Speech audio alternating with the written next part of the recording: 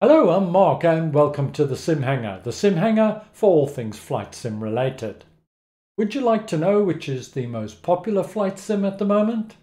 Is VR growing in flight sim? And has the upcoming launch of Microsoft's flight simulator had any impact in terms of people's spend? Well, these questions and many more are answered in an annual community survey coordinated and conducted by Navigraph as well as a host of other partners. The survey was done at the end of 2019 and the results were published in January 2020. Well, the survey is certainly comprehensive in its coverage, 102 pages from start to finish, and it covers a variety of subject matter, from demographics to flight simulation preferences and habits, covering desktop, mobile, console, IFR, VFR, online flying, and so on. The list goes on and on. I'm not going to even attempt to cover all of those points today. What I've done is I've picked three areas that I think will be of most interest. The first one is a quick look at some demographics. The second one is a look at VR in comparison to the prior year's survey. Is VR growing in the flight sim community? And last but not least, has the upcoming Microsoft Flight Simulator had any impact on people's expenditure and outlook? Well, we're going to kick off with some demographics, so let's get started. Flight sim remains male dominated with less than 1% being female. The relatively even age distribution means that flight sim continues to appeal across the age range. The peak around the 20 years old was the same as the previous survey, and it's great to see that almost 25% of all flight simmers are under 25. There's also a tail end at the 85 plus mark, and kudos to you guys, why not? In terms of respondents to the survey, the United States once again dominated the feedback, followed by the United Kingdom, Germany, Canada, Australia, and so on. Many of these countries being the more active flight sim communities, but there's a number of exceptions, such as where's Russia, obviously not included in the survey. Moving on now to which flight sim is the most popular. Once again, the results are very similar to what happened last year, in that the most popular software was Xplane 11, followed very closely by Prepared, with the notable difference that there were more frequent users of Prepared compared to Xplane. Also interesting to note, 31% fly Microsoft FSX, and that excludes the Dovetail Steam Edition.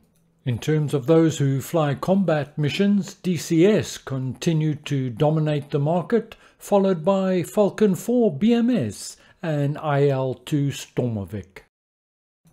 Respondents were asked what type of aircraft they normally fly, and the results once again are fairly close to what we saw last year, with short medium-haul regional jets and turboprops being the most popular, followed by long-haul airliners and single-engine aircraft. The least common were helicopters and combat aircraft. Let's now take a look at VR. In the previous survey, 11% said that they used VR in flight simulation. 84% said no. The most recent survey shows that VR headsets in flight simulation, there's only been a small marginal growth from 11 to 12%. So despite the plethora of headsets at reasonable prices hitting the market, it's yet to be mainstream. I personally had expected some considerable growth in this area. The first generation VR headsets, the Oculus Rift and HTC Vive, remain dominant in terms of usage, with the HP Reverb and the Oculus Rift S gaining in popularity.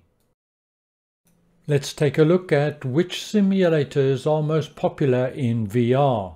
And once again, as per the prior year, Xplane 11 is the most popular. A change this time, DCS World surpassing Prepared for the first time. Traditional controllers such as yokes, Joysticks and mouse remain dominant in VR, but hand controllers are gaining popularity. The survey also asked the question, what type of flying is done in VR? And these were the responses. The significant showing of combat is probably due to the growing popularity of DCS. VR pilots were also asked what plugins they use, and 3J FPS, Avitab and Fly Inside remain common, supporting existing flight sims. The survey attracted about 17,800 respondents, which is a considerable growth on the 15,000 the year before, so I think it's fair to say that it represents the community as a whole. Let's take a look at those wanting to change their simulation software and big changes this year. Last year, 16% considered changing to Prepared. This year, only 2% are considering doing the same. Likewise, 20% considered changing to Xplane last year, where this year only 1% are thinking about changing. The majority, 56%, are considering changing to Microsoft's Flight Simulator due out later in 2020. 40% are happy with their choice of flight sim software. Sticking with this upcoming release for now, the survey tried to measure the level of anticipation for Microsoft's upcoming flight simulator. 48% said it was very likely they would purchase it, with a further 15% saying likely. 23% were more cautious, saying possibly, perhaps concerned regarding bandwidth or hardware requirements, whereas 7% said unlikely and a further 7% said very unlikely. The high level of anticipation for this release is clearly evident. The survey went further, and it wanted to judge whether or not the upcoming flight simulator would have any impact in terms of individuals' purchases for their existing flight sim platform, and 43% said yes, it would have an impact on how much they were prepared to invest in their current platform, whilst 57% said no. If you'd like to see more on flight simulation, don't forget to subscribe and tap the bell for future notifications. The SimHanger, for all things flight sim related. Let's touch briefly on some of the responses regarding online flying. 34% of respondents said that they were a member of a VA airline, although only 4% were military or combat related. 56% of the respondents did fly online, and 44% said no.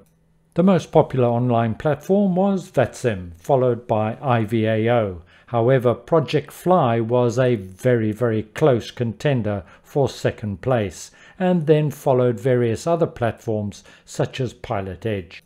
For those who said no, some of the reasons included they can't commit the time to flying in real time online. Another reason is many are not sure how to speak to the controllers, and 9% had never considered flying live online. From a personal perspective, well, I recommend it. And our last port of call in summarizing the survey is, where do people go to gain assistance? Obviously, the internet is the primary search, as well as the simulator home sites. In terms of video platforms for consuming flight simulation related content, YouTube remains the dominant force, with Facebook and Twitch. Twitch is a format that continues to grow in popularity. So there's a quick snapshot of some of the aspects included in the Navigraph survey. Reminder that a link to the full survey is in the notes below. Thank you very much for watching. I'll see you all again very soon. Bye for now.